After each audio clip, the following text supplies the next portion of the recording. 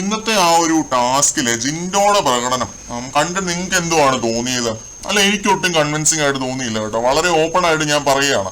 അല്ല, അതൊക്കെയാണോ ജാസ്മിന്? അല്ലെങ്കിൽ അത്രയൊക്കെ ഉള്ളോ ഈ ജാസ്മിൻ ജാഫർ എന്ന് പറയുന്ന വ്യക്തി?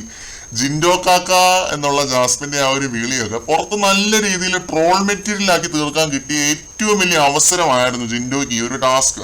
പിന്നെ ചായയിൽ തുമ്മുന്നതും എന്തൊക്കെ വെച്ചിട്ട് ജിൻഡോയ്ക്ക് ട്രോളാമായിരുന്നു. പുള്ളി അതിനൊന്നും ശ്രമിച്ചിട്ട് പോലും ഇല്ല എന്നുള്ളതാണ് സത്യം. പിന്നെ നിങ്ങൾ ശ്രദ്ധിച്ചോ എന്നറിയില്ല, ടാസ്ക് നടന്നുകൊണ്ടിരുന്നപ്പോ ഋഷിയാണല്ലോ ജിൻഡോ ആയിട്ട് വന്നത്. അപ്പം ജിൻഡപ്പ എന്നായിരുന്നു വിളിച്ചോണ്ടിരുന്നത്. ആ പേരിട്ട് കൊടുത്തതിന് അൻസിവേ ഋഷിയാണ്. ജാസ്മിൻ അങ്ങനെ വിളിക്കുന്നത് എപ്പോഴെങ്കിലും കണ്ടിട്ടുണ്ടോ? ഒന്നെങ്കിൽ ജിൻഡോ ബ്രോ എന്ന് വിളിക്കും റസ്മിനെ പോലെ, അല്ലെങ്കിൽ ജിൻഡോ കാക്ക എന്ന് വിളിക്കും. ആ വിളി ട്രെൻഡ് ആക്കാൻ പറ്റുന്ന ഒരു ടാസ്ക് തന്നെയായിരുന്നു ജിൻഡോയ്ക്ക് ഇത്.